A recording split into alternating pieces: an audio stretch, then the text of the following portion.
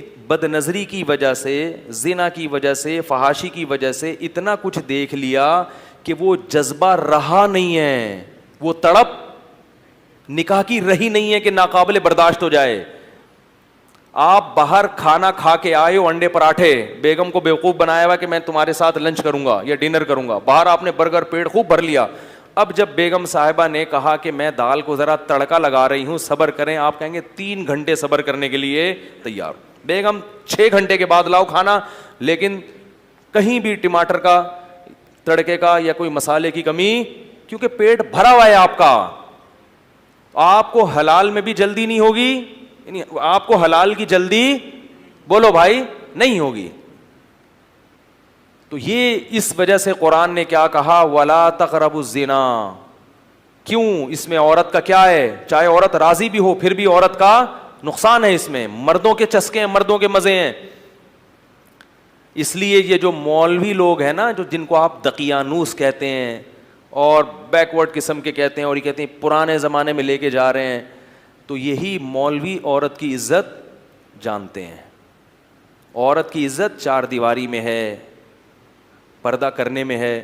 کزنوں کے ساتھ جو بے تکلفی گھروں میں ہو رہی ہے، پہلے ہمیں یاد ہے لڑکے کی اکثر خواہش ہوتی تھی کہ شادی کزن سے کروں میں، کیونکہ جو چیز چھپی ہوئی ہوتی ہے اس کی قدر ہوتی ہے. اب بچپن سے انہی کے ساتھ کھیلتے کھیلتے اتنے بے تکلف کہ بھائی یہ تو گھر کی چیز ہے، اس کو تو دل بہلا لیا، اس سے گپے بھی مار لیا، اب کوئی باہر سے لے کر آؤں گا میں.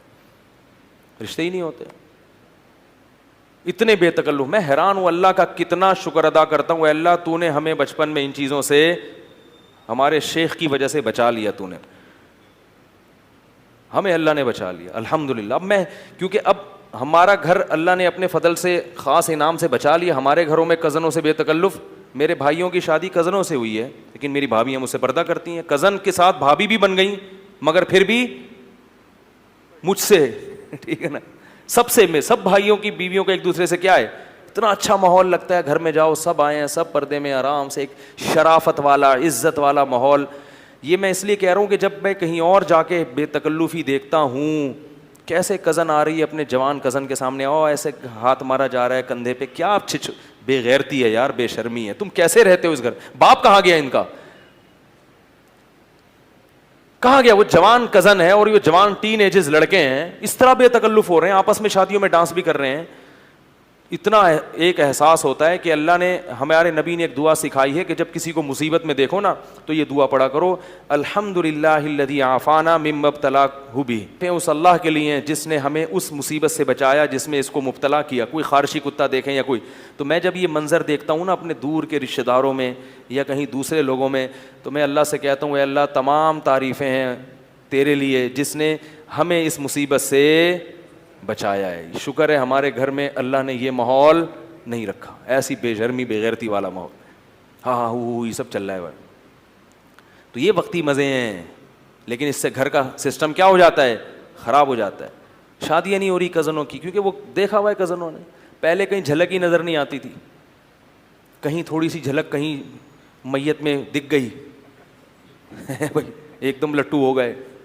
ایسے بھی کیسز ہیں، میت پہ آئے تھے، وہ بھی آئی تھیں، یہ بھی آئے تھے، اتفاق سے کہیں نظر پڑ گئی تو پاگل ہو گئے، شادی کر لی.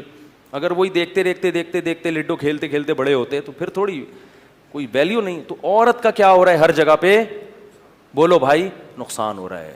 مرد کا نہیں ہو رہا، مرد کے چسکے آ گئے ہیں، مزے آ گئے ہیں. ہاں مرد کا جو نقصان ہوتا ہے وہ بہت دیر سے ہوتا ہے. وہ پھر کیا ہوتا ہے وہ میں بعد میں بتاؤں گا، یہ آیت پھر رہ جائے گی.